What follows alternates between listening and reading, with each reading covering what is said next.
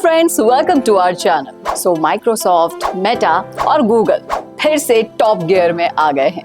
तो क्या ये कमबैक टिकाऊ है या फिर सिर्फ एक ट्रैप है? Welcome to the market decode. पैसा बनाने वाले सिग्नल्स आपको यहाँ पर हम बताने वाले हैं। मैं हूँ चेतना शर्मा आपके साथ, एक फाइनेंशियल एक्सपर्ट जिसे 2 डिकेड से ज्यादा का स्टॉक मार्केट एक्सपीरियंस है अगर उनकी माने तो। आज हम बात करने वाले हैं एक रेड हॉट टॉपिक पर, और वो टॉपिक है टेक स्टॉक्स का जबरदस्त कमबैक, बुल रन या एक नया बबल 2.0। तो इस वीडियो को एंड तक जरूर देखिएगा, क्योंकि ये सिर्फ नंबर्स नहीं है, आपके पोर्टफोलियो के लिए सिग्नल्स भी है। तो सबसे पहले बात कर लेते हैं पार्ट 1 की। तो अप्रैल 2025 में नस्डैक ने एक सॉलिड रैली कैच की।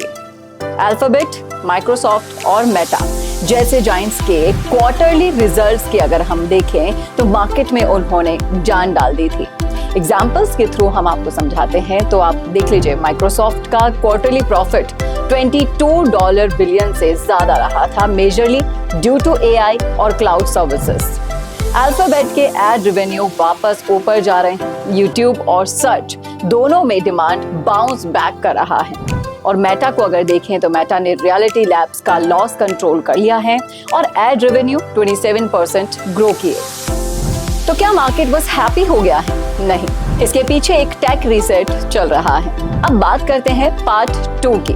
तो 2024 के एंड से AI ने टेक स्टॉक्स में नई जान फूंक दी थी, और माइक्रोसॉफ्ट का कॉपिलॉट, गूगल का जेमिनी और मेटा के AI टूल्स, ये सब प्रोडक्टिविटी और डेटा को नए लेवल पर ले जा रहे हैं। आप भी इन सब का यूज करते होंगे, तो इनका इम्पैक्ट सीधा शेयर प्राइसेस पर भी पड़ता है। दोस्तों, इन्वेस्टर्स ये मानकर चल रहे हैं कि next phase of growth tech से ही आएगा, और इस बात में कोई भी दो राय नहीं है। AI plus cloud plus advertising equals to perfect growth trifecta. Part 3 की हम बात कर लेते हैं। इंडियन इन्वेस्टर्स के लिए क्या क्या सिग्नल आ रहे हैं? तो आप सोच रहे होंगे कि ठीक है, यूएस में रैली है, पर इंडिया में क्या है? इंडियन इन्वेस्टर्स के पास 3 मेजर रास्ते बचे हैं। पहला रास्ता ETFs के थ्रू ग्लोबल एक्सपोजर, जैसे कि मोतीलाल ओसवाल नास्डैक 100 ETF या Invesco QQQ ETF via international brokerage. और ये आपको ना माइक्रोसॉफ्ट, अल्फाबेट, मेटा जैसे स्टॉक्स में एक्सपोजर देता है बिना डायरेक्ट यूएस मार्केट में इन्वेस्ट किए हुए। सेकंड है इंडियन IT स्टॉक्स का इनडायरेक्ट फायदा। इन्फोसिस हो, TCS, HCL, ये सारी कंपनियां भी यूएस क्लाइंट्स के लिए काम करती हैं। जब यूएस टेक स्ट्रॉन्ग होती है, इनका बिजनेस भी स्टेबल हो जाता है। अप्रैल को ही ले लीजिए। अप्रैल में इन्फोसिस ने 5% रैली की, और party due to better US outlook. Tech mutual funds है तीसरा। Funds like Franklin, India technology fund या ICICI प्रो टेक्नोलॉजी फंड आपके लिए स्मार्ट एंट्री बन सकते हैं अगर आप डाइवर्सिफाइड रिस्क लेना चाहते हैं तो। अब बात कर लेते हैं पार्ट 4 की, यानी कि बबल या बुल रन।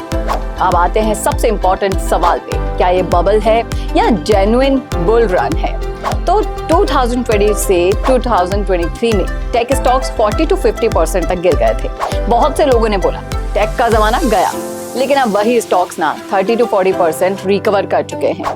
फर्क ये है कि अब कंपनी सिर्फ हाइप पे नहीं है, बल्कि एक्चुअल रेवेन्यूज और इनोवेशन पे भी चल रही है, और AI और क्लाउड अडॉप्शन फास्ट भी हो रहा है, और यही लॉन्ग टर्म ग्रोथ इंजन अभी तक के लिए माने जा रहे हैं। और अगर आप इन्वेस्टर हो या तो पैनिक या हाइप, दोनों से आप बिल्कुल दूर रहो दोस्तों। ये सबसे बड़ी टिप है मेरी, इन्वेस्ट करो पर समझ के करो। प्रो टिप्स आपको दूं तो ग्लोबल टेक ETF से डाइवर्सिफाई कर दो, SIP करो टेक म्यूचुअल फंड्स में लॉन्ग टर्म ग्रोथ के लिए, इंडियन IT स्टॉक्स में पोजीशन लो जब करेक्शन आए। और इसी के साथ साथ आपको short term trading in high volatility tech stocks को, unless you understand the risk, इस सब को आपको अवॉइड कर देना चाहिए। तो दोस्तों, ये रैली सिर्फ एक कमबैक नहीं है, एक नए डिजिटल युग की शुरुआत है। तो क्या आप तैयार हैं? कमेंट्स में लिख दीजिएगा आपका फेवरेट टेक स्टॉक कौन सा है। अगर आपको वीडियो पसंद आया हो, इन्फॉर्मेशन आपको सही लगी हो, यूजफुल लगी हो, तो लाइक जरूर कर दीजिए, शेयर कर दीजिए और सब्सक्राइब करना ना भूलिए। मिलते हैं हम नेक्स्ट एपिसोड में एक नए टॉपिक के साथ। Till then, happy investing.